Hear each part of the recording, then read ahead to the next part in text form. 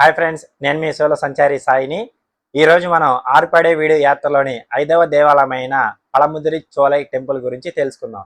ఈ పలముదిరి చోలై టెంపుల్ మదురైలో నేను ఫస్ట్ వీడియోలో చెప్పినట్టు అలగర్ కోవిల్ చెప్పాను కదా, మదురై నుంచి 30 కిలోమీటర్స్ ఉంటుందని. ఆ అలగర్ కోవిల్ అండ్ కరుపస్వామి టెంపుల్ కింద ఉంటుంది, ఈ పలముదిరి చోలై టెంపుల్ అనేది పైన ఉంటుంది. మీకు మళ్ళీ ఈజీగా అర్థం అవ్వాలని చెప్పి నేను మీకు ఈ వీడియోలో చెప్తున్నా. ఈ పలముదిరి చోలై స్థల పురాణం ఏంటి, ఈ గుడి ప్రత్యేకత ఏంటో ఈ వీడియోలో తెలుసుకుందాం.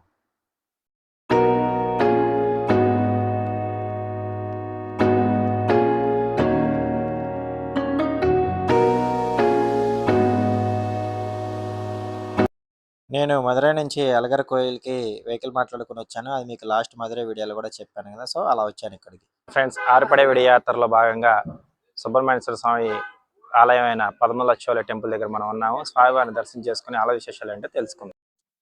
ఈ క్షేత్రానికి సంబంధించిన స్థల పురాణం మురుగన్‌కి ఒక అవ్వయార్ అనే అవ్వతో ముడిపడి ఉంటుంది. అయితే అవ్వయార్‌కి కొంచెం గర్వం ఉండేది.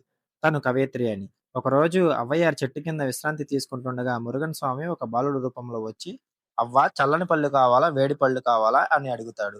అప్పుడు అవ్వ, "చల్లని పళ్ళు కావాలి నాయనా" అంటుంది. చెట్టు ఊపి పళ్ళని కింద పడేస్తాడు మురుగన్ స్వామి. వెంటనే ఆ పళ్ళను తీసుకొని వాటిని దుమ్ము పోవడానికి నోటితో ఊదగా, "చల్లని పళ్ళైతే నువ్వెందుకు నోటితో ఊదుతున్నావని?" మురుగన్ నవ్వుతూ అడుగుతాడు. ఆ ఒక్క ప్రశ్నతో అవ్వ ఆయన సాధారణ బాలుడు కాదని, మురుగన్ అని గ్రహించి జ్ఞానం కంటే వినయం గొప్పదని మురుగన్ స్వామి అవ్వకి బోధించాడని ఇక్కడి స్థల పురాణం చెప్తుంది. అయితే అదే విధంగా ఇక్కడ ఈ దేవాలయం దగ్గర నుపూర గంగా అనే ఒక పవిత్ర తీర్థం ఉంటుంది. ఆ తీర్థంలోని నీళ్ళని చల్లుకున్నా, స్నానం చేసినా మంచి జరుగుతుందని ఇక్కడ భక్తుల నమ్మకం.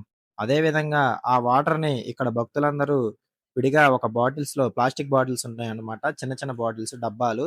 ఈ డబ్బాల్లో ఆ వాటర్‌ని తీసుకొని ఇంటికి తీసుకెళ్ళి జల్లుకుంటే మంచిదని ఇక్కడ భక్తులు నమ్ముతారు. అదే విధంగా ఇక్కడ రాక్కాయ్ అమ్మన్ ఆలయం కూడా ఉంటుంది.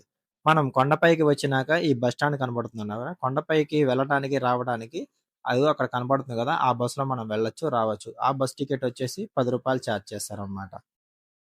విడి యాత్రలో ఒక గుడైన పలమల టెంపుల్ దర్శనం ఇప్పుడే జరిగింది. దర్శనం అయితే చాలా బాగా జరిగింది. ఈ టెంపుల్ దర్శనానికి ఎక్కువ టైం అయితే అవ్వట్లేదు. ఒక 10-15 మినిట్స్‌లో అయిపోతుంది. ఇక్కడితో మదురై దగ్గరలో ఉన్న ఆరుపడై విడి యాత్ర టెంపుల్స్ అయితే కంప్లీట్ అయిపోయింది ఫ్రెండ్స్. ఇక్కడితో పలమదురి చోలై టెంపుల్ దర్శనం అయితే కంప్లీట్ అయింది. అయితే నేను మీకు ఇక్కడ ఒక విషయం చెప్పాలనుకుంటున్నాను. నా ఆరుపడై విడి యాత్ర కోసం నేను మదురై కేంద్రంగా తీసుకున్నాను కాబట్టి 5వ టెంపుల్‌గా నేను పలమదురి చోలై దర్శనం చేసుకొని 6వ టెంపుల్‌గా తిరుత్తని వెళ్తున్నాననమాట. కానీ పురాణాల ప్రకారం అయితే 5వ దేవాలయం తిరుత్తని, 6వ దేవాలయం వచ్చి పలమదురి చోలై. నాకు దర్శనానికి ప్లస్ నా ట్రావెలింగ్‌కి కంఫర్ట్‌గా ఉంటుందని నేను మదురై కేంద్రంగా పెట్టుకొని ఇక్కడ 5 టెంపుల్స్ కవర్ చేసి 6వ టెంపుల్‌కి ఇక్కడి నుంచి చెన్నై వెళ్ళాలని చెప్పి నేను ఇట్లా ప్లాన్ చేసుకున్నాననమాట. నాకు శాస్త్రం ప్రకారం నేను ఇలానే వెళ్ళాలనుకుంటే మాత్రం 5వ టెంపుల్ తిరుత్తని, 6వ టెంపుల్ వచ్చేసి పలమదురి చోలై. లేదు నేను ఎలా అయినా దర్శనం చేసుకోవచ్చు. కానీ మీకు సెంటిమెంట్ ప్రకారం నేను 6 విడివిడిగా చేసుకోవాలనుకుంటేనేమో అలా చేసుకోండి.